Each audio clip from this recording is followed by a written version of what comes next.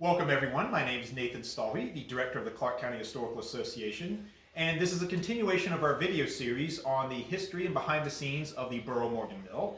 Today we're going to look at some of the artifacts that we have on display here at the mill in the basement, right by our water wheel. And we have quite a number of artifacts here, but I do want to point out some of the more unique ones that we have here.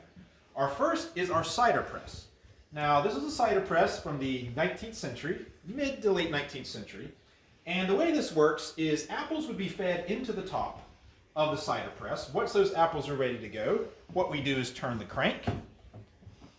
And as you see here, you can see the blades will start chopping up the apples, squeezing them down, and then the diced up apples are then loaded into this barrel right here. Now, once the apples fill up to the top, it is then slid down to this side, a lid is placed on top, and then this crank is turned to actually press down the lid and squeeze the juice from the apples out.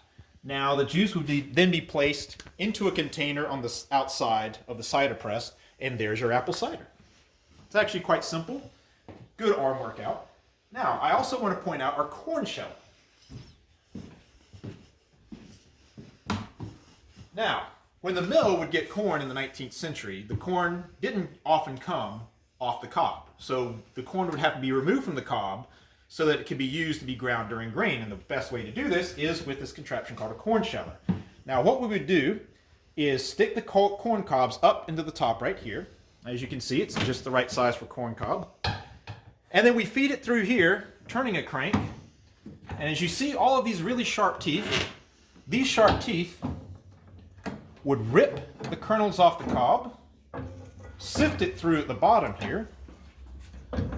The cobs would be fed in one area, and the kernels would be fed into another box. And then those kernels would be taken and brought up to the stones to be ground. Now what we're looking right here, contrary to popular belief, our grinding stones are not one solid stone. They're actually multiple chunks of stone. And this is an example of what those grinding stones would have looked like when they were in multiple pieces. What we would have done in the 19th and late 18th century was we would have had a master stonemason come in and cut some of this French burr stone into chunks and then set together in this circle. Then we would get a master cooper to create these iron bands to hold them in place.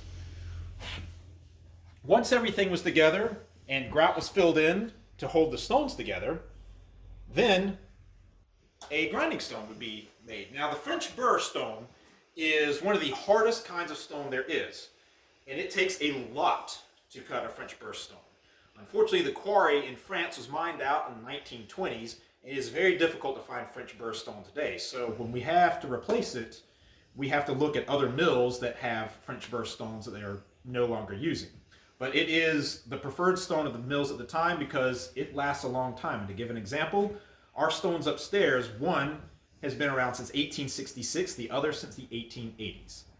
And thank you for joining us for this video today. We will be doing more on the mill and the mill campus. Join us soon.